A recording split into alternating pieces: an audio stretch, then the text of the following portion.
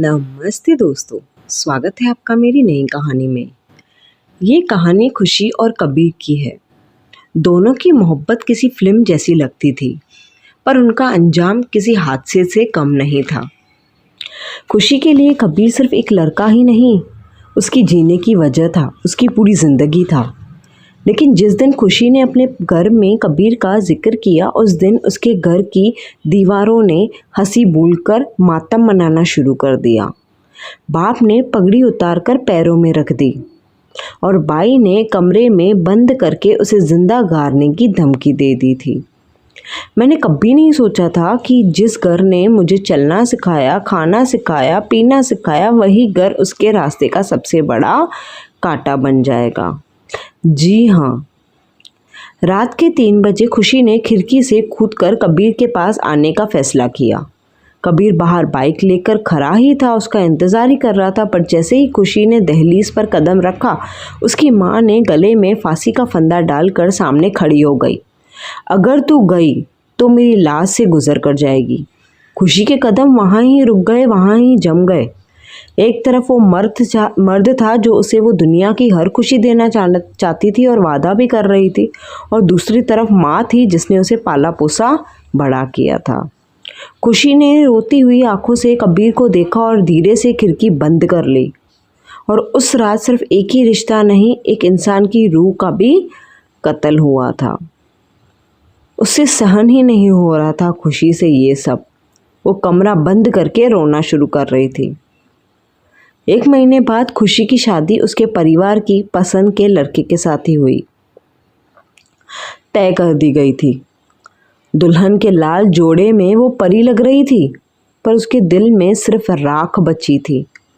परिवार तो बहुत खुश था, रिश्तेदार मिठाई बांट रहे थे और सब कह रहे थे, देखा माँ बाप की बात मानकर कितनी खुश है, कितना अच्छा रिश्ता मिला है।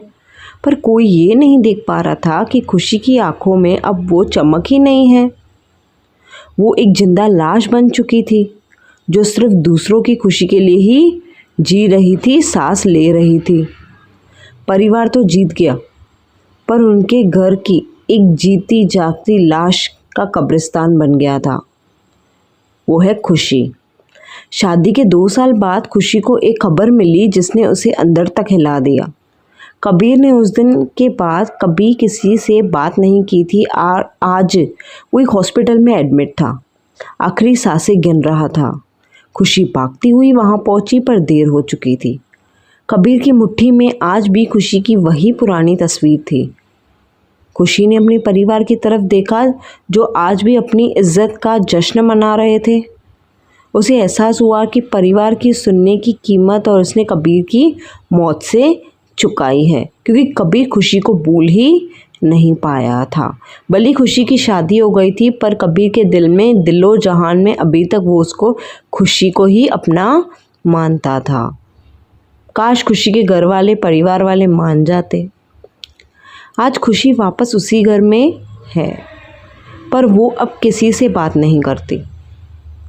वो अपने परिवार की हर बात मानती है, पर उसकी खामोशी उन्हें हर पल चुभती है। उसने अपने परिवार को खुशी तो दी शादी करके दूसरे से, पर उनका सुकून हमेशा के लिए छीन लिया। मैंने सीखा कि जब हम किसी के जज्बातों का गला घोंटकर अपनी मर्जी थोपते हैं ना, तो घर में इंसान नहीं, सिर्फ जीता जागता परछाई रह जाती है। क्या आपको लगता है कि ऐसी इज्जत का कोई मोल है परिवार वालों का, जो 2 लोगों की ज़िंदगी तबाह करके रख दें? आप अपनी राय ज़रूर देना, लाइक शेयर एंड सब्सक्राइब भी ज़रूर कर देना।